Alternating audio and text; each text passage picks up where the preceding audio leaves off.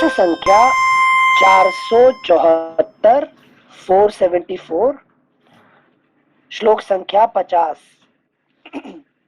इंद्रजित द्वारा किए गए इस पराक्रम को देखकर श्री राम के छोटे भाई लक्ष्मण ने उसकी कोई परवाह नहीं की और हंसते हंसते कहा, यह तो कुछ नहीं है। साथ ही उन नरश्रेष्ठ लक्ष्मण ने मुख पर भय की छाया तक नहीं आने दी। उन्होंने युद्ध स्थल में कुपित हो भयंकर बाण हाथ में लिए और उन्हें रावण कुमार को लक्ष्य करके चला दिया। फिर वे बोले, निशाचर, रणभूमि में आए हुए शूरवीर इस तरह प्रहार नहीं करते। तुम्हारे ये बाण बहुत हल्के और कमजोर हैं। इनसे कष्ट नहीं होता, सुख ही मिलता है। युद्ध की इच्छा रखने वाले शूरवीर सम्रांगण में इस तरह युद्ध नहीं करते हैं। ऐसा कहते हुए धनुर्धर वीर लक्ष्मण ने उस राक्षस पर बाणों की वर्षा आरंभ कर दी। लक्ष्मण के बाणों से इंद्रजित का महान कवच, जो सोने का बना हुआ था, टूटकर रथ की बैठक में बिखर गया। मानो आकाश से ताराओं का समूह टूटकर गिर पड़ा हो। कवच कट जाने पर नाराजों के प्रहार से वीर इंद्रजित के सारे अंगों में घाव हो गए। वह सम्रांगण में रक्त से रंजित हो प्रातः काल के सूर्य की भांति दिखाई देने लगा। तब भयानक पराक्रमी वीर रावण कुमार ने अत्यंत कुपित हो समर भूमि में लक्ष्मण को सहस्रों बाणों से घायल कर दिया। इससे लक्ष्मण का भी दिव्य एवं विशाल कवच छिन्न भिन्न हो गया। वे दोनों शत्रु दमन वीर एक दूसरे के प्रहार का जवाब देने लगे। वे बारंबार हांफते हुए भयानक युद्ध करने लगे।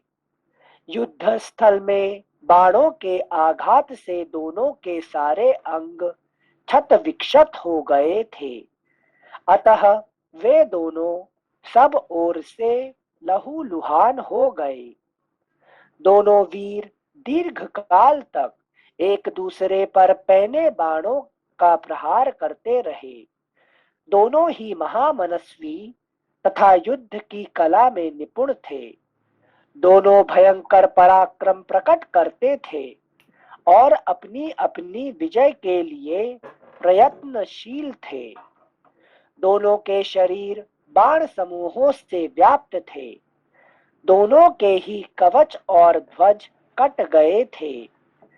जैसे दो झरने जल बहा रहे हों, उसी तरह वे दोनों अपने शरीर से गरम गरम रक्त बहा रहे थे।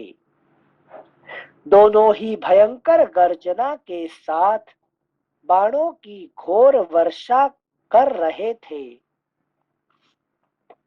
एक बार श्लोक संख्या 60 फिर से पढ़ते हैं।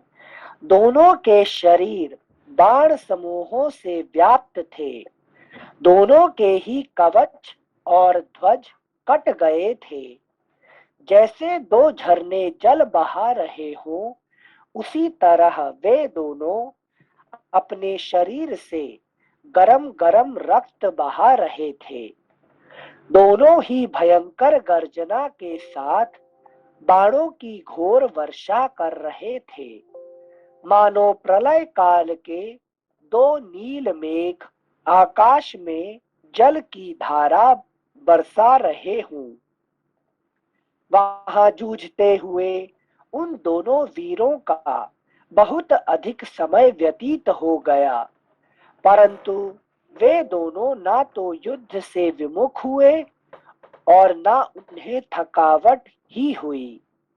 दोनों ही अस्त्र वेत्ताओं में श्रेष्ठ थे। और बारंबार अपने अस्त्रों का प्रदर्शन करते थे। उन्होंने आकाश में छोटे बड़े बाणों का जाल सा बांध दिया। वे मनुष्य और राक्षस दोनों वीर बड़ी फुर्ती के साथ अद्भुत और सुंदर ढंग से बाणों का प्रहार करते थे। उनके बाण चलाने की कला में कोई दोष नहीं दिखाई देता था। वे दोनों घोर घमासान युद्ध कर रहे थे। अगला पृष्ठ संख्या 475। बाण चलाते समय उन दोनों की हथेली और प्रत्यंचा का भयंकर एवं तुमुल नाद पृथक पृथक सुनाई देता था, जो भयंकर वज्रपात की आवाज के समान श्रोताओं के हृदय में कंप उत्पन्न कर देता था। उन दोनों रणोन्मत्त वीरों का वह शब्द आकाश में परस्पर टकराते हुए दो महाभयंकर मेघों की गड़गड़ाहट के समान सुशोभित होता था। वे दोनों बलवान योद्धा सोने के पंख वाले नाराजों से घायल हो शरीर से खून बहा रहे थे। दोनों ही यशस्वी थे और अपनी अपनी विजय के लिए प्रयत्न कर रहे थे। युद्ध में उन दोनों के चलाए हुए सुवर्णमय पंख वाले बाण एक दूसरे के शरीर पर पड़ते, रक्त से भीग कर निकलते और धरती में समा जाते थे। उनके हजारों बाण आकाश में तीखे शस्त्रों से टकराते और उन्हें तोड़कर टुकड़े टुकड़े कर डालते थे। वह बड़ा भयंकर युद्ध हो रहा था। उसमें उसमें उन दोनों के बाणों का समूह यज्ञ में गार्हपत्य और आहवनीय नामक दो प्रज्वलित अग्नियों के साथ बिछे हुए कुशों के ढेर की भांति जान पड़ता था। श्लोक संख्या 70 फिर से पढ़ रहे हैं। वह बड़ा भयंकर युद्ध हो रहा था। उसमें उन दोनों के बाणों का समूह यज्ञ में गार्हपत्य और आहवनीय नामक दो प्रज्वलित अग्नियों के साथ बिछे हुए कुशों के ढेर की भांति जान पड़ता था। क्या बात? 70 में वो तो युद्ध कर रहे, तो यज्ञ में गार्हपत्य अग्नि, वो तो युद्ध कर रहे हैं, लड़ रहे हैं आपस में, तो उसकी उपमा यज्ञ से क्यों करने लग गए यहाँ पे? तो दोनों का जो जो क्या कहते हैं, अब यहाँ पे कौन सा अग्नि का मिसिंग है? यहाँ पे दक्षिणाग्नि, दक्षिणाग्नि, ठीक है। हाँ, दक्षिणाग्नि, हाँ। दक्षिणाग्नि क्यों मिसिंग है यहाँ पे? जैसे मृत्यु के अधिष्ठाता, उसके लिए दक्षिण धर्म, दक्षिण लोपाजी, दक्षिणाग्नि क्यों मिसिंग है यहाँ पे? सिंसे दक्षिणाग्नि यहाँ केवल संसे जब मृत्यु के बाद हम लोग यूज करते हैं, इसलिए इसके वजह से मृत्यु के समय पे वो दक्षिणाग्नि उसको इस्तेमाल किया जा सकता है, ठीक है ना। तो यहाँ तो मरा नहीं ना कोई, ठीक है ना, और उसके लिए यज्ञ का भाग नहीं है दक्षिणाग्नि जो है कि नहीं। अच्छा। तो जो कोई मरने का समय पे अग्नि ब्राह्मण लोग कैसे करते हैं, कहाँ से लेते हैं? गार्हपत्य गृहस्थ की अग्नि और आहवनीय अग्नि, एक घर में एक अग्नि हमेशा चलती रहती है, चलते रहते हैं, और उसमें से यज्ञ करते हैं और घर के काम चलाते हैं, ठीक है ना। और वही अग्नि को कोई मरने के समय उसको लेके जाते हैं, है कि नहीं, कहाँ तक? श्मशान तक, शमशान तक, वो कहते हैं दक्षिणाग्नि, ठीक है ना। वो लेके जाते हैं, मतलब सेंसे कैसे, मतलब कि जो दिया वगैरह मुखाग्नि देने हाँ, के लिए। हाँ, नहीं, एक दिया से लगा जला के उसको है कि आगे, सबसे आगे उसको लेके जाएगा, है कि नहीं, उसको दक्षिणाग्नि के लिए, ठीक है ना। तो ये जो दो प्रकार के होते हैं, क्या है, गार्हपत्य और आहावन्य। गार्हपन्य, आहावन्य क्या है? जैसे यज्ञ में जो आवाहन करते हैं देवताओं का, जो यज्ञ में उसके लिए जो अग्नि प्रज्वलित की जाती है, आवाहन निमित्त आहवनीय, कहते हैं आहवनीय, ठीक है ना। और गार्हपत्य मतलब क्या है? जैसे जब घर में प्रवेश करते हैं गृहस्थ के लिए, उस आश्रम में पहला गार्हपत्य अग्नि का प्रस्थापन करते हैं, जो गृहस्थी को चलाती है बेसिकली धर्म निमित्त। जो जो हमारे घर में जो इस्तेमाल करते हैं जो अग्नि को, इसको कहते हैं गार्हपत्य अग्नि, ठीक है ना। ये दो प्रकार की अग्नि की बात करते हैं, ठीक है। यहाँ पे तो यहाँ पे वो अग्नि का दोबारा पढ़िए उसका। हाँ, श्लोक संख्या 70। वह बड़ा भयंकर युद्ध हो रहा था, उसमें उन दोनों के बाणों का समूह यज्ञ में गार्हपत्य और आहवनीय नामक दो प्रज्वलित अग्नियों के साथ बिछे हुए कुशों के ढेर की भांति जान पड़ता था, ठीक है ना। यहाँ पे गार्हपत्य और आहवनीय, ये दोनों में कौन किसको कहा था गार्हपत्य और किसको कहते हैं आहवनीय? लक्ष्मण और मेघनाथ का युद्ध हो रहा है। वैरागी हो गए लक्ष्मण जी। आहवनीय होते हैं, लक्ष्मण की जो सर है उसको कहते हैं आहवनीय।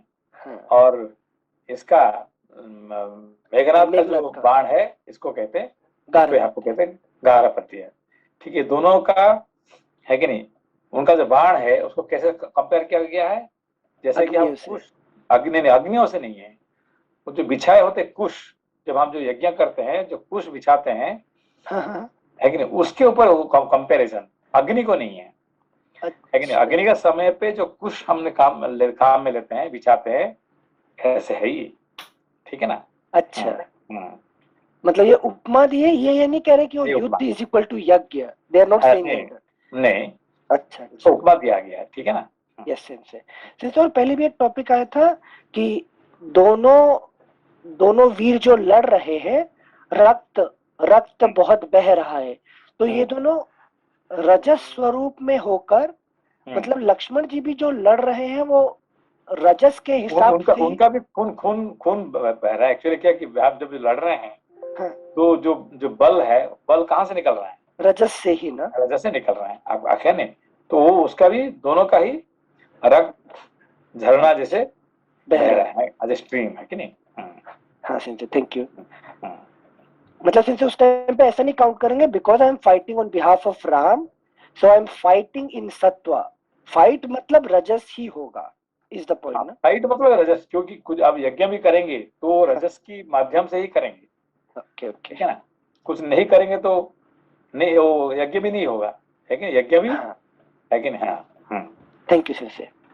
श्लोक संख्या 70। सॉरी अनुज, नमस्ते सेंसे। नमस्ते।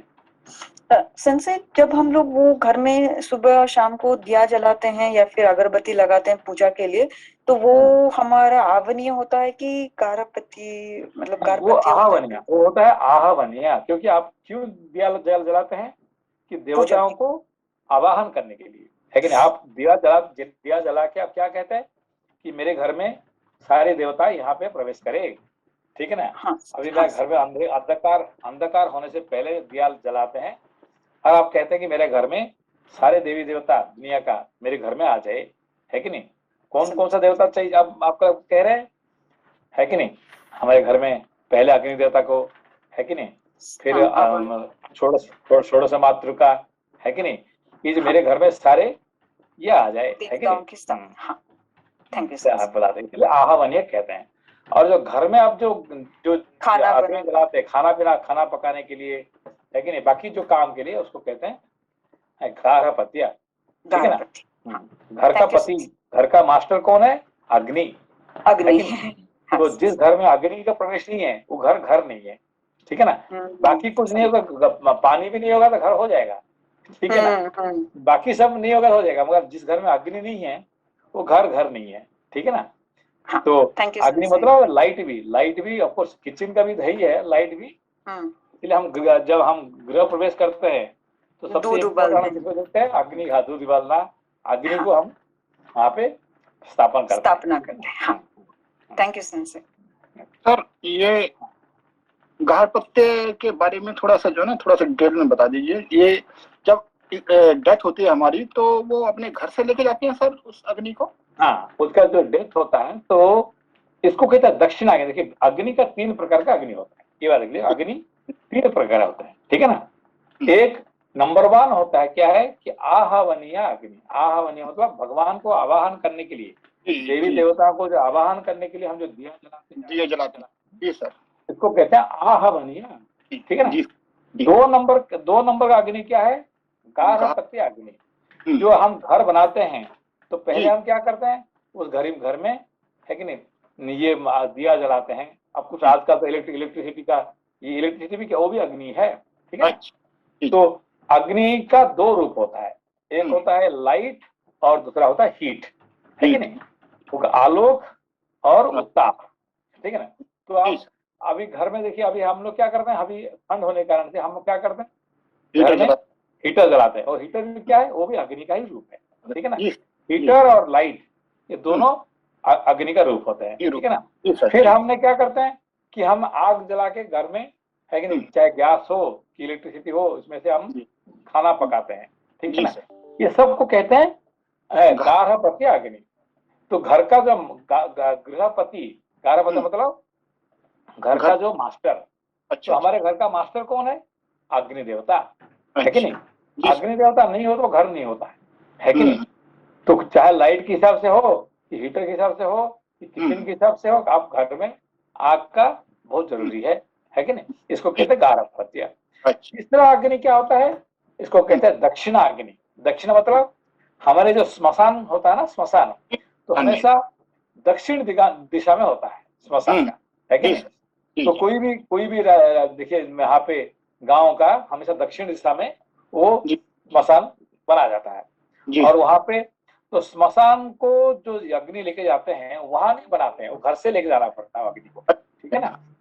तो आपको आजकल तो सब भूल गए, सब तो नहीं करते हैं, और जो असली जो ब्राह्मण होते हैं वो हमेशा अपना घर से, है कि नहीं, वो अग्नि को लेके जाएंगे वहां तक, और वहां पे उनको मुखाग्नि देना पड़ता है कि नहीं, पिताजी को, है कि नहीं, आप माता जी को, कि जो हमारे एल्डर को हम क्या करते हैं, मुखाग्नि देते हैं उसको, ठीक, उसको कहते हैं ये उसको दक्षिणाग्नि कहते हैं। दक्षिणाग्नि दक्षिण दिशा को जाता है जो अग्नि, ठीक है ना, लेके जाते हैं। लेकिन अधिकतर हमने कभी देखा नहीं कर ऐसा ना सर, घर से कोई अग्नि लेके आए, तो इसलिए थोड़ा सा नहीं आपको आज का देखिए, आप तो दिल्ली में तो करके बहुत दूर होता है ना स्मशान घाट, ज्यादा दूर नहीं है, बीच में ये जमुना के किनारे पे शमशान घाट है सर।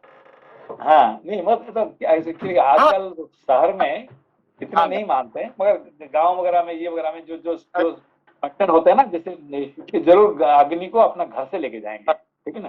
तो एक मिट्टी का छोटा से बर्तन होगा जिसके अंदर में वो अग्नि को, क्योंकि बीच में जाएगी, रास्ता में आप जाएंगे 1-2 किलोमीटर चलना पड़ेगा ना, 1 किलोमीटर, तो वो अग्नि बीच में नहीं मिट जाए, उसको क्या करना है, एक छोटे से मिट्टी का बर्तन में छोटा छोटा होल बना के लेके जाएंगे कि वो रास्ता में ये नहीं हो जाए, ठीक है ना। जैसे हम ये करते हैं ना, क्या ओलंपिक में जो लेके जाते हैं, टर्च लेके जाते हैं, से हम लोग लेके जाते हैं। चलो ठीक है, थैंक यू, नया ज्ञान हुआ। ये हमेशा इसको कहते हैं दक्षिणाग्नि। अब तो आजकल तो इलेक्ट्रिशियन में कर देते हैं, तो वो तो होता ही नहीं है, तो इसीलिए लेकिन ज्यादा कुछ ये नहीं करते हैं, ठीक है ना। ये तरीका यही है कि क्या तरीका यही है। हाँ, ठीक है सर, थैंक यू सर। जी सेंसी, एक चीज मतलब शेयर कर रहे हैं, जो हमारी कुछ ओल्ड पीपल से बात हुई थी एक बार यहाँ पे, तो मतलब हमारे घर के काफी बूढ़े रिलेटिव जो 80s-90s में हैं, वो ये बताते हैं कि जब गांव में दे वर हैविंग नो इलेक्ट्रिसिटी, तो वो टाइम पे मतलब जो गांव में रहते थे उनको घर में कुछ ना कुछ जला हुआ हमेशा रहना चाहिए घर के अंदर। आई मीन बिकॉज इलेक्ट्रिसिटी नहीं है तो, और मैच बॉक्स भी इतना कॉमन नहीं था वो टाइम पे, तो उनको पूरे घर में कुछ ना कुछ अग्नि रखना जरूरी रहता था। और अगर वो अग्नि खत्म हो गया है तो गांव में there is one place where in they always used to have some अग्नि, तो वहां से वो लेके आते थे और घर में हमेशा एक अग्नि को रखते थे। नहीं, इसको कहते हैं अखंड दीप, आपने सुना होगा ना, अखंड दीप। जी जी। ये बताओ क्या कि हमेशा वो अग्नि है कि नहीं, एक दिया है कि जला रहता हमेशा, उसको अखंड दीप एक दिया। जी जी। ये जो जैसे कि हमारे जो दादी माँ का जो होता, तो मैंने उसका जो अग्नि का जो है ना, मैं देखी मसान तक मैं सबसे सामने लेके मैं गया था, ठीक है ना, अपना भी। हाँ सिंसी, वैसे यहाँ गांव में बहुत कॉमन है वो जो आप बता रहे हैं लेके जाने वाला, यहाँ पे बहुत कॉमन है। जी ठीक है, ओके, थैंक यू सिंसी। थैंक यू सिंसी। श्लोक संख्या 70। वह बड़ा भयंकर युद्ध हो रहा था।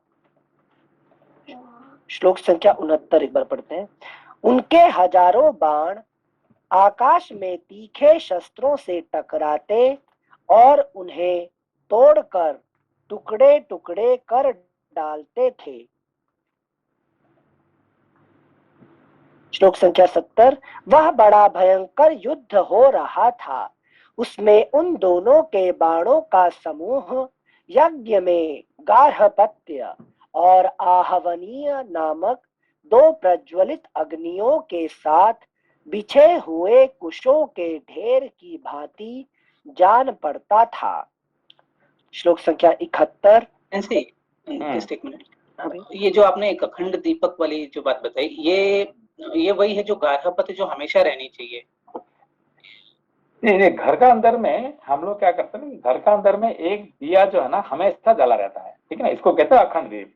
तो अखंड दीप इसलिए रहता है कि ये इसको हम यज्ञ में इस्तेमाल करेंगे, उसको बाकी सब जगह पे उसको, ये जो है घर में एक दिया हमेशा जला रहता है, ठीक है ना। और वही अग्नि से हम लेके स्मशान तक लेके जाना पड़ता है कोई किसका मृत्यु होने से, ठीक है ना, उसको अखंड दीप कहा जाता है। हमेशा दिया जो है जला रहता है, ठीक है ना। आवहनीय भी करेंगे तो उसी दीपक से आप घर में जो शाम को आरती करते हैं वो भी उसी दीपक से करेंगे, उसी दीपक से करेंगे। आपको आजकल लोग डर के मारे क्या कर दीपक ही जलाते ही नहीं है कि नहीं। बाकी तो बात क्या है कि नहीं। जी सिंसी, थैंक यू सिंसी। थैंक यू सिंसी। श्लोक संख्या 71। उन दोनों महामनस्वी वीरों के छत विक्षत शरीर वन में पत्रहीन एवं लाल पुष्पों से भरे हुए पलाश और सेमल के वृक्षों के समान सुशोभित होते थे। एक दूसरे को जीतने की इच्छा वाले इंद्रजित और लक्ष्मण रह रह कर बारंबार भयंकर मार काट मचाते थे। लक्ष्मण रणभूमि में रावण कुमार पर चोट करते थे और रावण कुमार लक्ष्मण पर। इस तरह एक दूसरे पर प्रहार करते हुए वे वीर थकते नहीं थे। उन दोनों वेगशाली वीरों के शरीर में बाणों के समूह धंस गए थे, इसलिए वे दोनों महापराक्रमी योद्धा जिन पर बहुत से वृक्ष उग आए थे, उन दो पर्वतों के समान शोभा पाते थे। बाणों से ढके और खून से भीगे हुए उन दोनों के सारे अंग जलती हुई आग के समान उद्दीप्त हो रहे थे। इस तरह युद्ध करते करते उन दोनों का बहुत समय व्यतीत हो गया, परंतु वे दोनों न तो युद्ध से विमुख हुए और न उन्हें थकावट ही हुई। युद्ध के मुहाने पर पराजित न होने वाले लक्ष्मण के युद्ध जनित श्रम का निवारण तथा उनके प्रिय एवं हित का संपादन करने के लिए महात्मा विभीषण युद्ध भूमि में आकर खड़े हो गए। श्लोक संख्या 77 फिर से पढ़ रहे हैं। युद्ध के मुहाने पर पराजित न होने वाले लक्ष्मण के युद्ध जनित श्रम का निवारण तथा उनके प्रिय एवं हित का संपादन करने के लिए महात्मा विभीषण युद्ध में आकर खड़े हो गए। अब देखिए ये लक्ष्मण जी तो वैरागी है कि नहीं? हाँ। तो अब उनको फिर वैराग्य आ जाएगा युद्ध से, बोले चलो यार कौन युद्ध करेगा, छोड़ो, भाग सकते हैं, है कि नहीं? हाँ। इसीलिए है कि नहीं, वो तो करेगा, युद्ध करेगा, वो आगे प्राण जाते है कि नहीं? कौन? इंद्रजीत। मगर लक्ष्मण जी शायद छोड़ देंगे, जा सकते, इसीलिए ये पहुंच गया आगे, ठीक है ना? विभीषण को भेजा। हाँ, उनको अच्छा, सत्वगुण उसको नहीं छोड़ने के लिए उसको देगा काम, ठीक काम, मतलब उद्देश्य में लगे रहे। जिनसे यहाँ जो बोल रहे युद्ध जनित श्रम का निवारण और उनके प्रिय एवं हित का संपादन। तो क्या है कि युद्ध करने से जो आपको जो ये होता है थकावट होता है, वो थकावट से हाँ करने बचाने के लिए। Okay thank you. जैसे एक बार आप समझाए थे रजस अगर युद्ध करते रहो तो रजस कभी थकता नहीं, उसे और आनंद आता है युद्ध करने में। कलह नॉर्मली क्या होता है कि जो देखिए जो युद्ध है कि नहीं, देखिए हमारे मनुष्य को कितने भाग से विभक्त किया गया है, डिवाइड किया गया? 4 भाग में से 4 भाग से। तो क्या क्या है? ब्राह्मण, क्षत्रिय, वैश्य, शूद्र और लास्ट वन चांडाल। चांडाल किसको कहते हैं? जो सिर्फ युद्ध के लिए जीता है। हाँ, उसको फिर युद्ध कलह युद्ध में जिसको पसंद होता है कि नहीं, कुछ भी हो लड़ाई करना अपने को, है कि नहीं? तो इसको कहते हैं चांडाल कहते हैं, ठीक है ना? तो ये जो ब्राह्मण, क्षत्रिय, वैश्य, शूद्र हुआ है, ये 4 क्यों उसको कहा गया? क्योंकि अपने थॉट को किसी चीज के लिए यूज करते हैं, किसी पर्पस के लिए। तो कम से कम है कि नहीं, ये जो शूद्र होता है कम से कम अपना एंजॉय के लिए, आनंद के लिए वो अपना टाइम, एनर्जी, रिसोर्सेज, उसका थॉट सब इस्तेमाल करना है। कम से कम I want to enjoy my life, है कि नहीं? I want to my enjoy life, this is philosophy of शूद्र। वैश्य क्या होता है? यश चाहिए मुझे, नेम। नहीं, यश नहीं, धन। नहीं, टाइम इज मनी।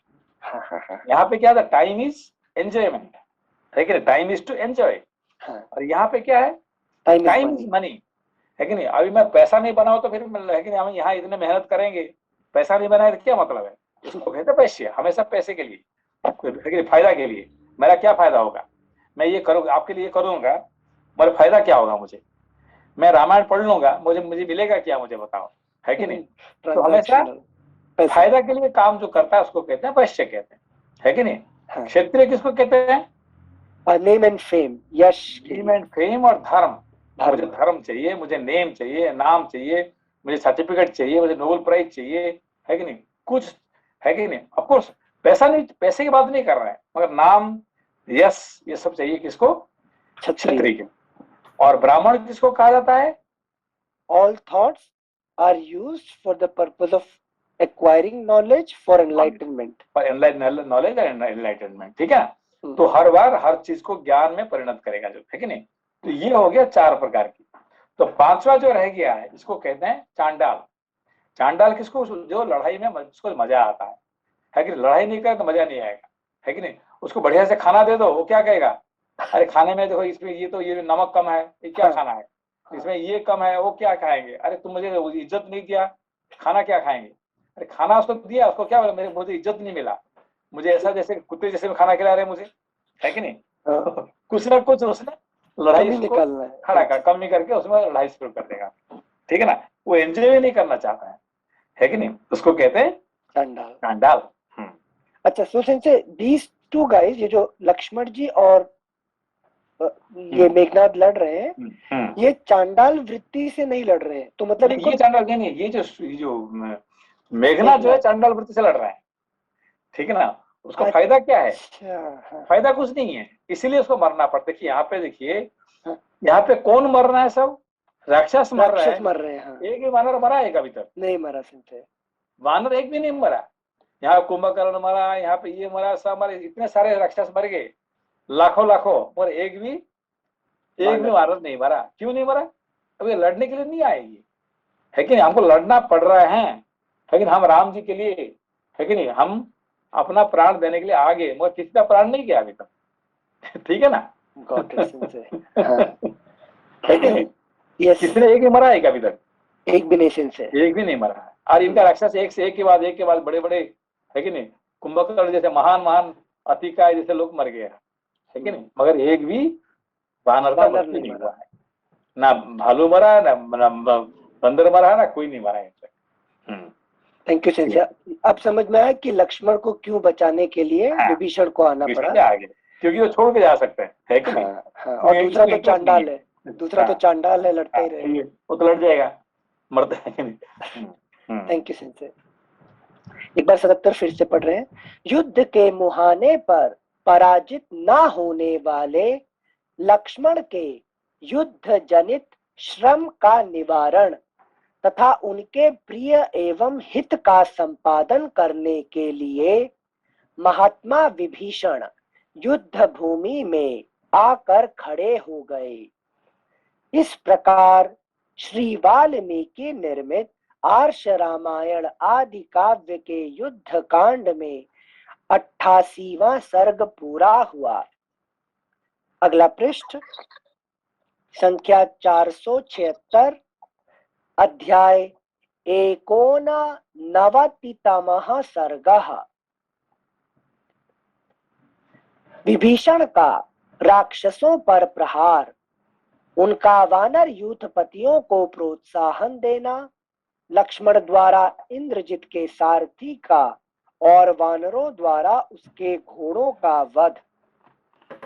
लक्ष्मण और इंद्रजित को दो मदमत्त हाथियों की भांति परस्पर विजय पाने की इच्छा से युद्धासक्त होकर जूझते देख, उन दोनों के युद्ध को देखने की इच्छा से रावण के बलवान भाई शूरवीर विभीषण सुंदर धनुष धारण किए उस युद्ध के मुहाने पर आकर खड़े हो गए। वहां खड़े होकर उन्होंने अपने विशाल धनुष को खींचा और राक्षसों पर तेज धार वाले बड़े बड़े बाणों को बरसाना आरंभ किया। जैसे वज्र नामक अस्त्र बड़े बड़े पर्वतों को विदीर्ण कर देते हैं, उसी प्रकार विभीषण के चलाए हुए वे बाण, जिनका स्पर्श आग के समान जलाने वाला था, राक्षसों पर गिरकर उनके अंगों को चीरने लगे। विभीषण के अनुचर भी राक्षसों में श्रेष्ठ वीर थे, अतः वे भी समरांगण में शूल, खड्ग और पट्टिशों द्वारा वीर राक्षसों का संहार करने लगे। उन चारों राक्षसों से घिरे हुए विभीषण धृष्ट गज शावकों के बीच में खड़े हुए गजराज की भांति शोभा पाते थे। राक्षसों में श्रेष्ठ विभीषण समयोचित कर्तव्य को जानते थे, इसलिए उन्होंने वानरों को, जिन्हें राक्षसों का वध करना प्रिय था, युद्ध के लिए प्रेरित करते हुए यह समय के अनुरूप बात कही। वानरेश्वरों, आप खड़े खड़े क्या देखते हो? राक्षस राज रावण का यह एकमात्र सहारा है जो तुम्हारे सामने खड़ा है। रावण की सेना का इतना ही भाग अब शेष रह गया है। इस युद्ध के मुहाने पर इस पापी राक्षस इंद्रजित के मारे जाने पर रावण को छोड़कर उसकी सारी सेना को मरी हुई ही समझो। वीर प्रहस्त मारा गया, महाबली निकुंभ, कुंभकर्ण, कुंभ तथा निशाचर धूम्राक्ष भी काल के काल में चले गए।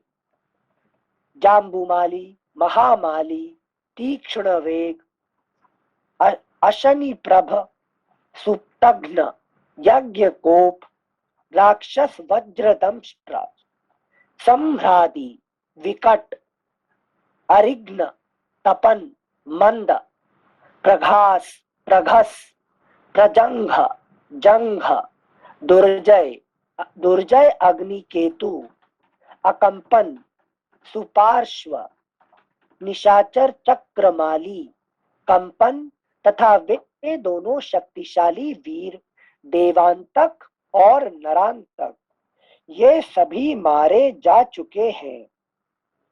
इन अत्यंत बलशाली बहुसंख्यक राक्षस शिरोमणियों का वध करके तुम लोगों ने हाथों से तैर कर समुद्र पार कर लिया है। अब गाय की खुरी के बराबर यह छोटा सा राक्षस बचा हुआ है, अतः इसे भी शीघ्र ही लांघ जाओ।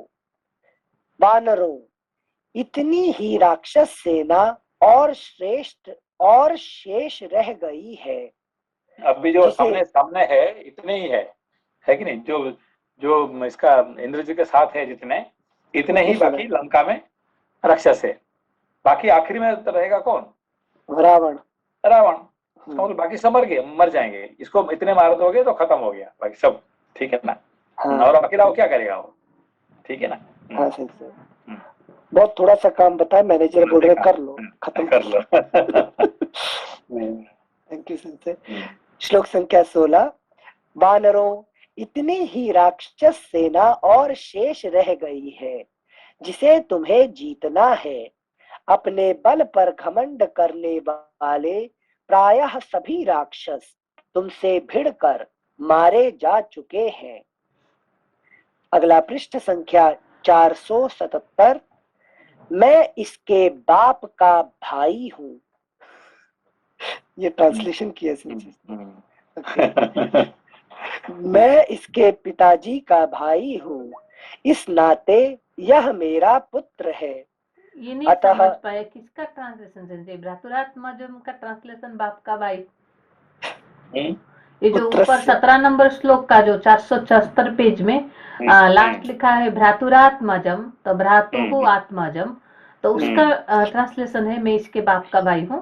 मतलब अच्छे लैंग्वेज नहीं है बाप के भाई, पिताजी का पिता। ठीक है। Thank you Sanjay.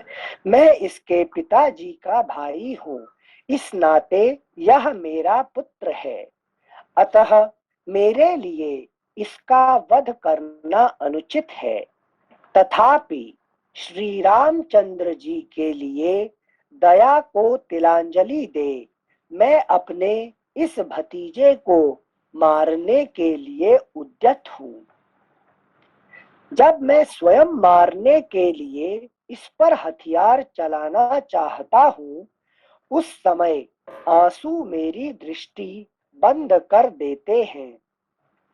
अतः ये महाबाहु लक्ष्मण ही इसका विनाश करेंगे।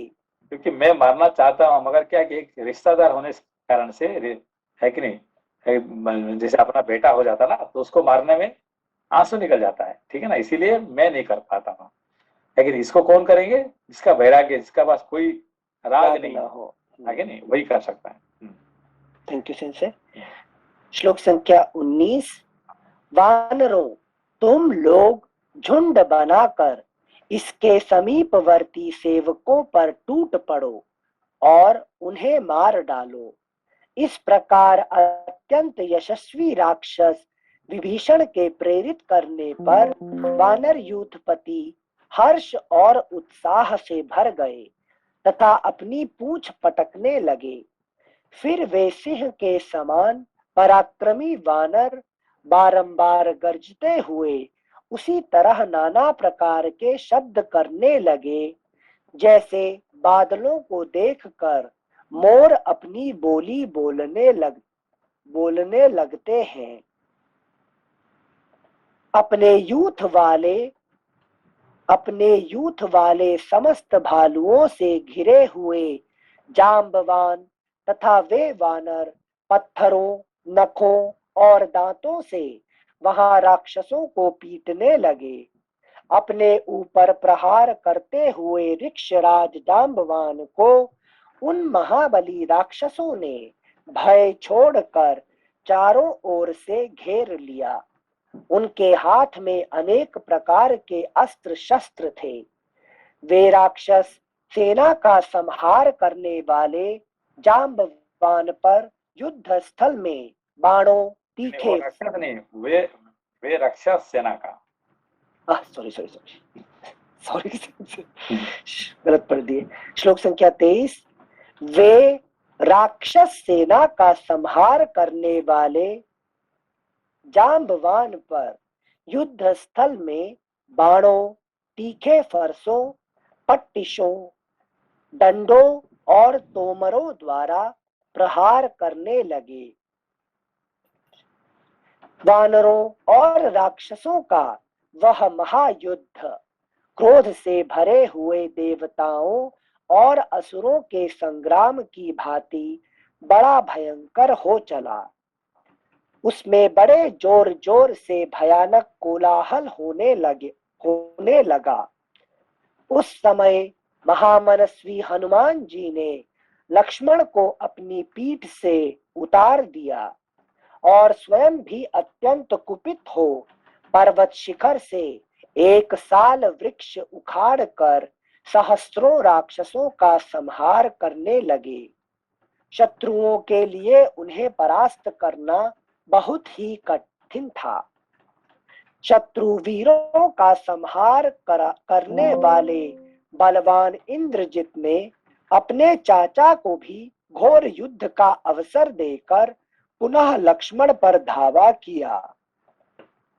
लक्ष्मण और इंद्रजित दोनों वीर उस समय रणभूमि में बड़े वेग से जूझने लगे। वे दोनों बाण समूहों की वर्षा करते हुए एक दूसरे को चोट पहुंचाने लगे। वे महाबली वीर बाणों का जाल सा बिछाकर बारंबार एक दूसरे को ढक देते थे। ठीक उसी तरह जैसे वर्षा काल में वेगशाली चंद्रमा और सूर्य बादलों से आच्छादित हो जाया करते हैं। युद्ध में लगे हुए उन दोनों वीरों के हाथों में इतनी फुर्ती थी कि तरकस से बाणों का निकालना, उनको धनुष पर चढ़ाना, उनको धनुष पर रखना, धनुष को इस हाथ से उस हाथ में लेना, उसे मुट्ठी में दृढ़ता पूर्वक पकड़ना, कान तक खींचना, बाणों का विभाग करना, उन्हें छोड़ना और लक्ष्य वेधना आदि कुछ भी दिखाई नहीं पड़ता था। धनुष के वेग से छोड़े गए बाण समूहों द्वारा आकाश यज्ञ धनुष के वेग से छोड़े गए बाण समूहों द्वारा आकाश सब ओर से ढक गया। अब उसमें साकार वस्तुओं का दिखना बंद हो गया। लक्ष्मण रावण कुमार के पास पहुंचकर और रावण कुमार लक्ष्मण के निकट जाकर दोनों परस्पर जूझने लगे। इस प्रकार अगला पृष्ठ संख्या 478। इस प्रकार युद्ध करते हुए जब वे एक दूसरे पर प्रहार करने लगते तब भयंकर अव्यवस्था पैदा हो जाती थी। क्षण क्षण में यह निश्चय करना कठिन हो जाता था कि अमुक की विजय या पराजय होगी। उन दोनों के द्वारा वेग पूर्वक छोड़े गए तीखे बाणों से आकाश ठसाठस भर गया और वहां अंधेरा छा गया। अतः सब कुछ अंधकार से आच्छन्न हो गया और बड़ा भयानक दृश्य दिखाई देने लगा। सूर्य अस्त हो गए, सब ओर अंधेरा फैल गया। सबके प्रवाह और रक्त के प्रवाह से पूर्ण सहस्रों बड़ी बड़ी नदियां बह चली। मांस भक्षी भयंकर जंतु अपनी वाणी द्वारा भयानक शब्द प्रकट करने लगे। उस समय ना तो वायु चलती थी और ना आग ही प्रज्वलित होती थी। उस समय ना तो वायु चलती थी और ना आग ही प्रज्वलित होती थी। महर्षिगण बोल उठे, संसार का कल्याण हो, संसार का कल्याण हो। उस समय गंधर्वों को बड़ा संताप हुआ। वे चारणों के साथ वहां से भाग चले। तदनंतर लक्ष्मण ने 4 बाण मारकर उस राक्षस सिंह के सोने के आभूषणों से सजे हुए काले रंग के चारों घोड़ों को बींध दिया। एक मिनट नहीं सुन। तदनंतर लक्ष्मण ने 4 बाण मारकर उस राक्षस सिंह के सोने के आभूषण से सजे हुए काले रंग के चारों घोड़ों को बींध दिया। 4 घोड़े मारे ना, कौन कौन? मन बुद्धि नहीं, वो नहीं है। 4 घोड़े, घोड़े कौन कौन होते हैं? इंद्रिय। हाँ, इंद्रिय। 4 घोड़े कौन होते हैं? नेत्र, चक्षु, कर्मेंद्रिय के लिए बोल रहे हैं आप? कर्मेंद्रिय नहीं है। 4 घोड़े हमेशा घोड़े होते हैं ना हमारे ज्ञानेंद्रिय, आंख, नाक, कान और जीवा, है कि नहीं? अब 5वां जो होता है उसका नाम आता नहीं है, ठीक है ना? ये जो हमारे जो चर्म होता है, जो स्पर्श होता है, स्पर्श का नाम नहीं आता है, नहीं आता। इसलिए 4 घोड़े कहा जाता है। इसलिए अब जो हमारे जो गीता का जो अर्जुन का जो 4 घोड़े है कि नहीं, असली में कितने घोड़े? 5 घोड़े होना चाहिए, मगर 4 घोड़े ही, बाकी 5वां घोड़ा जब पूरा रथ ही घोड़ा का काम करता है, ठीक है ना? हाँ संसय पर उन घोड़ों को काले रंग का कहना मतलब है? काले मतलब देखिए, अर्जुन का घोड़े कौन सा रंग था?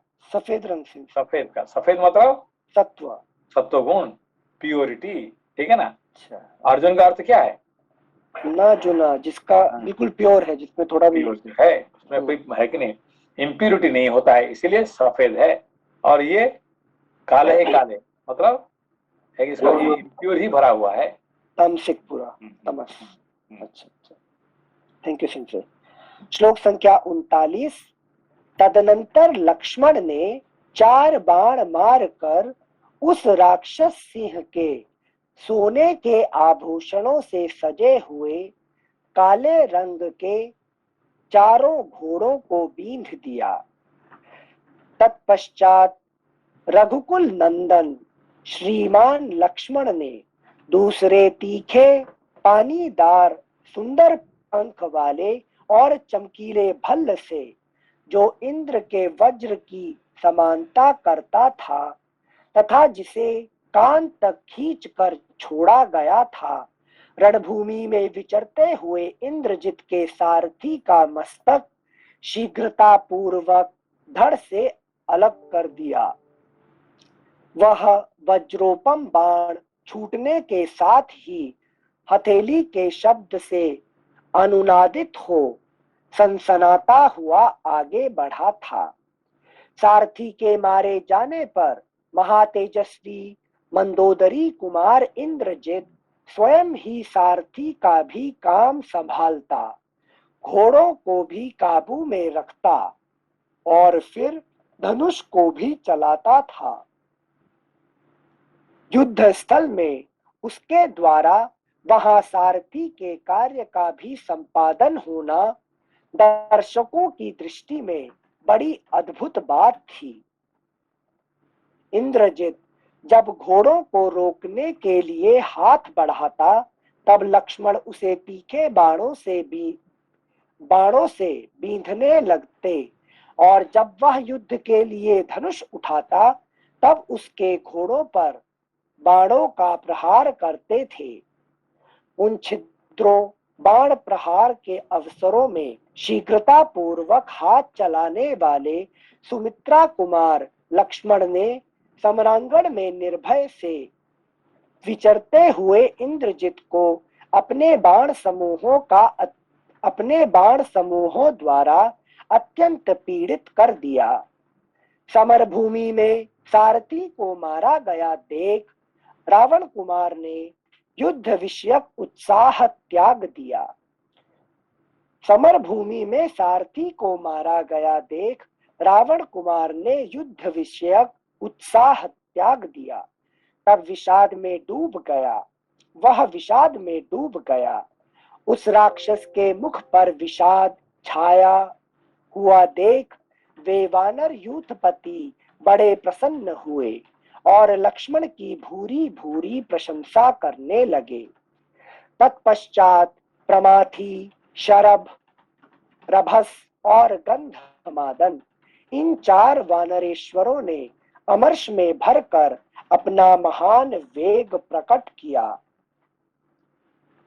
वे चारों वानर महान बलशाली और भयंकर पराक्रमी थे। अगला पृष्ठ संख्या 479।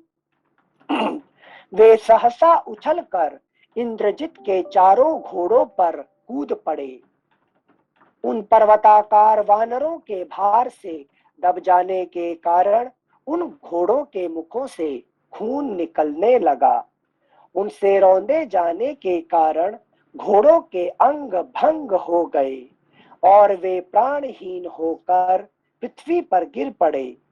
इस प्रकार घोड़ों की जान ले इंद्रजित के विशाल रथ को भी तोड़ फोड़ कर वे चारों वानर पुनः वेग से उछलते और लक्ष्मण के पास आकर खड़े हो गए।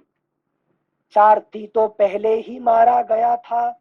जब घोड़े भी मार डाले गए तब रावण कुमार रथ से कूद पड़ा और बाणों की वर्षा करता हुआ सुमित्रा कुमार की ओर बढ़ा। उस समय इंद्र के समान पराक्रमी लक्ष्मण ने श्रेष्ठ घोड़ों के मारे जाने से पैदल चलकर युद्ध में तीखे उत्तम बाणों की वर्षा करते हुए इंद्रजित को अपने बाण समूहों की मार से अत्यंत घायल कर दिया। श्लोक संख्या 53 एक बार फिर से पढ़ रहे हैं। उस समय इंद्र के समान पराक्रमी लक्ष्मण ने श्रेष्ठ घोड़ों के मारे जाने से पैदल चलकर युद्ध में तीखे उत्तम बाणों की वर्षा करते हुए इंद्रजित को अपने बाण समूहों की मार से अत्यंत घायल कर दिया। इस प्रकार श्री वाल्मीकि निर्मित आर्ष रामायण आदि काव्य के युद्ध कांड में 89वां सर्ग पूरा हुआ। 90तमः सर्गः इंद्रजित और लक्ष्मण का भयंकर युद्ध तथा इंद्रजित का वध। घोड़ों के मारे जाने पर पृथ्वी पर खड़े हुए महातेजस्वी निशाचर इंद्रजित का क्रोध बहुत बढ़ गया। वह तेज से प्रज्वलित सा हो उठा। इंद्रजित और लक्ष्मण दोनों के हाथ में धनुष थे। दोनों ही अपनी अपनी विजय के लिए एक दूसरे के सम्मुख युद्ध में प्रवृत्त हुए थे। वे अपने बाणों द्वारा परस्पर वध की इच्छा रखकर वन में लड़ने के लिए निकले हुए 2 गजराजों के समान एक दूसरे पर गहरी चोट करने लगे। जिनसे श्लोक संख्या 2 में वो क्लियर एक्सप्लिसिटली बोल रहे हैं, जो कंपैरिजन कहते हैं। इंद्रजित और लक्ष्मण दोनों के हाथ में धनुष थे। दोनों ही अपनी अपनी विजय के लिए एक दूसरे के सम्मुख युद्ध में प्रवृत्त हुए थे। वे अपने बाणों द्वारा परस्पर वध की इच्छा रखकर वन में लड़ने के लिए निकले हुए 2 गजराजों के समान एक दूसरे पर गहरी चोट करने लगे। यहां से कंपैरिजन करना वापस से उसी टॉपिक पे आ रहा है कि है दोनों रजस, तो ये बार बार एक राक्षस है और एक एटलीस्ट मनुष्य है, वैरागी है। तो एक कंपैरिजन गुण के लिए कर रहे हैं या कंपैरिजन कैरेक्टर का? कि इंद्रजीत एक कैरेक्टर फाइट कर रहा हाँ, है। क्योंकि वो इंद्रजीत भी कोई साधारण तो नहीं है ना, वो भी एक महान है कि नहीं, वो भी बहुत इतना छोटा मोटा तो राक्षस नहीं है कि नहीं। उससे लड़ना इतने, क्योंकि अभी पूरा रामायण में देखेंगे तो सबसे पावरफुल राक्षस कौन है? इंद्रजीत इंद्रजीत है। हाँ। रावण से भी पावरफुल एक्चुअली है कि नहीं। इसको मारना कोई साधारण बात नहीं है, ठीक है ना। हाँ। दिखता तो नहीं इसलिए है। दो गजराज जैसे, दोनों का गजराज जैसे उदाहरण दिया गया है यहाँ पे, एग्जाम्पल, ठीक है ना। हाँ सिंचे उदाहरण समझ में आया, लेकिन दोनों को इक्वल पेडेस्टल पे रख रहे हैं जैसे। हाँ, इक्वल है ना, क्योंकि भाई देखो अभी किसके साथ को है कि कौन लड़ेगा, है कि अभी इसको लड़ने के लिए तो कोई साधारण नहीं लड़ सकता ना। अच्छा, ठीक है ना। अच्छा। मतलब हिरण्यकशिपु से लड़ने के लिए हाँ, भगवान को ही आना पड़ेगा। हाँ, भगवान को आना पड़ेगा। ओके, है कि नहीं? ओके। थैंक यू सिंचे। हम्म। श्लोक संख्या 2 फिर से पढ़ रहे हैं। इंद्रजित और लक्ष्मण दोनों के हाथ में धनुष थे। दोनों ही अपनी अपनी विजय के लिए एक दूसरे के सम्मुख युद्ध में प्रवृत्त हुए थे। वे अपने बाणों द्वारा परस्पर वध की इच्छा रखकर वन में लड़ने के लिए निकले हुए दो गजराजों के समान एक दूसरे पर गहरी चोट करने लगे। वानर और राक्षस भी परस्पर संहार करते हुए इधर उधर दौड़ते रहे, परंतु अपने अपने स्वामी का साथ ना छोड़ सके। तदनंतर रावण कुमार ने प्रसन्न हो प्रशंसा करके राक्षसों का हर्ष बढ़ाते हुए कहा, श्रेष्ठ निशाचरों, चारों दिशाओं में अंधकार सा छा रहा है, अतः यहाँ अपने या पराये की पहचान नहीं हो रही है, इसलिए मैं जाता हूँ। दूसरे रथ पर बैठकर शीघ्र ही युद्ध के लिए आऊंगा। तब तक तुम लोग वानरों को मोह में डालने के लिए निर्भय होकर ऐसा युद्ध करो जिससे ये महामनस्वी वानर नगर में प्रवेश करते समय मेरा सामना करने के लिए न आवे। ऐसा कहकर शत्रुहंता रावण कुमार वानरों को चकमा दे रथ के लिए लंकापुरी में चला गया। अगला पृष्ठ संख्या 480। ऐसा देकर हाँ चकमा देगा। श्लोक पृष्ठ संख्या 480। उसने एक सुवर्ण भूषित सुंदर रथ को सजाकर उसके ऊपर प्रास, खड्ग तथा बाण आदि आवश्यक सामग्री रखी। फिर उसमें उत्तम घोड़े जुतवाए और अश्व हाँकने की विद्या के जानकार तथा हितकर उपदेश देने वाले सारथी को उस पर बिठाकर वह महातेजस्वी समर विजयी रावण कुमार स्वयं भी उस रथ पर आरूढ़ हुआ। देखिए यहाँ पे क्या इम्पोर्टेंट क्या है कि इसका जो सारथी क्या होना चाहिए। उसे अश्व हाँकने की विद्या आनी चाहिए सही से, उसका जानकार होना चाहिए और हितकर उपदेश देने वाला होना चाहिए। से मार्गदर्शक होना चाहिए। हाँ, तो इसको एग्जाम्पल कौन है हमारे? कृष्ण अर्जुन के साथ। कृष्ण अर्जुन। सुमंत्रा नहीं सेंसे, सुमंत्रा नहीं होगा। नहीं, कृष्ण अर्जुन का बात है। मगर यहाँ पे जो कर्ण ने क्या गलती किया? कर्ण ने शल्य को बैठा दिया अपने सारथी के लिए। तो गलती क्या किया? सिंसे वो मार्गदर्शक नहीं था, वो तो मार्ग से हर मोमेंट में उसको भटका रहा था। सबसे बड़ा अभी तक कृष्ण से भी बड़े सारथी थोड़ा आवाज बढ़ाइए। अच्छा, ये कृष्ण से भी बड़े सारथी कौन थे? शल्य थे। शल्य थे। बड़े कृष्ण से भी बड़े थे, मगर क्या अभाव था, क्या कमजोर था उसमें? तो उपदेश अहित कर देते थे, डाउन करते रहते थे। उससे उसको दबा दिया उसने। ठीक है ना, यही गलती करी है कि नहीं? यही कर्ण को समझ में नहीं आया जो अर्जुन को समझ में आ गया था। ठीक है ना। तो इसलिए सारथी कैसे होना चाहिए, जो अच्छे उपदेश दे सकता है। ठीक है ना।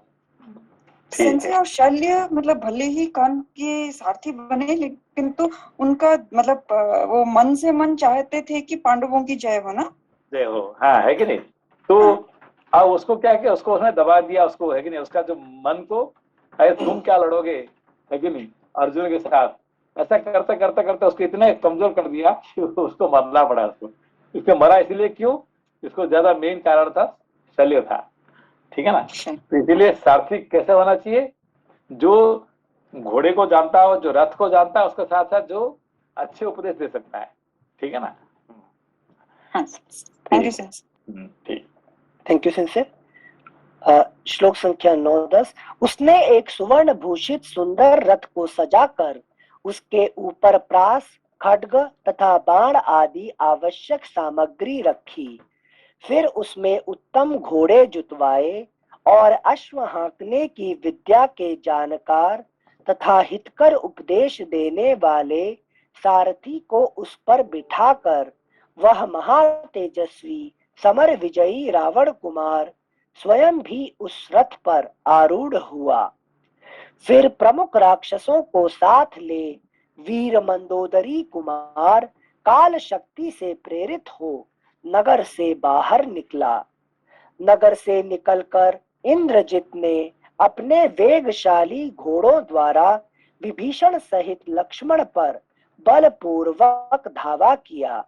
रावण कुमार को रथ पर बैठा देख सुमित्रानंदन लक्ष्मण, महापराक्रमी वानरगण तथा राक्षस राज विभीषण सबको बड़ा विस्मय हुआ।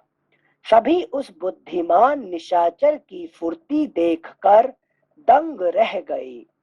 तत्पश्चात क्रोध से भरे हुए रावण पुत्र ने अपने बाण समूहों द्वारा रणभूमि में सैकड़ों और हजारों वानर यूथपतियों को गिराना आरंभ किया। युद्ध विजयी रावण कुमार ने अपने धनुष को इतना खींचा कि वह मंडलाकार बन गया। उसने कुपित हो बड़ी शीघ्रता के साथ वानरों का संहार आरंभ किया। उसके नाराजों की मार खाते हुए भयानक पराक्रमी वानर सुमित्रा कुमार लक्ष्मण की शरण में गए, मानो प्रजा ने प्रजापति की शरण ली हो। तब शत्रु के युद्ध से रघुकुल नंदन लक्ष्मण का क्रोध भड़क उठा। वे रोष से जल उठे और उन्होंने अपने हाथ की फुर्ती दिखाते हुए उस राक्षस के धनुष को काट दिया। यह देख उस निशाचर ने तुरंत ही दूसरा धनुष लेकर उस पर प्रत्यंचा चढ़ाई, परंतु लक्ष्मण ने 3 बाण मारकर उसके उस धनुष को भी काट दिया।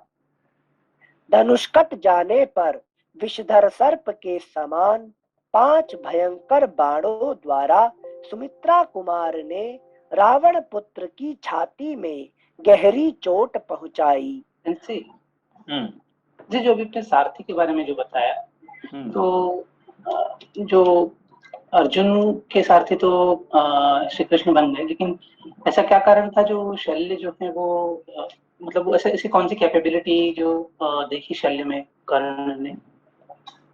देखिए, अभी जितने अभी महाभारत युद्ध में सबसे बड़ा सारथी कौन था, सबसे 1 नंबर सारथी कौन है? श्री कृष्ण। नहीं, श्री कृष्ण नहीं है, शल्य है कि नहीं। शल्य से बड़े सारथी कोई नहीं है कि नहीं, क्योंकि वो सच में बड़े थे। इसीलिए कर्ण ने कहा कि मेरा सारथी वही होना चाहिए। कौन? शल्य। ठीक है ना। तो अब ये इसका तो मन में तो है कि नहीं, अपना वो जा रहा था लड़ने के लिए, है कि नहीं, उनका विरुद्ध में किसका? कौरवों का। और उनको जाना पड़ा इसीलिए कि उनको फंसा दिया उसको दुर्योधन ने, है कि नहीं, है कि नहीं। इसी के चक्कर में वो नहीं चाहता था। ठीक है ना। मगर है बहुत बड़ा सारथी, है कि नहीं। ठीक है, थैंक यू सेंसे।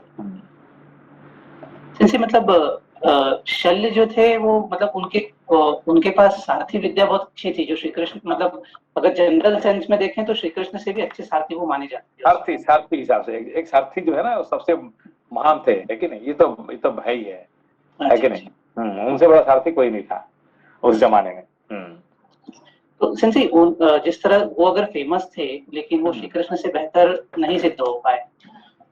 नहीं, उन्होंने ये इसने कहा कौन कि मुझे ऐसा सारथी मिल जाए जैसे कृष्ण जैसे, है कि नहीं?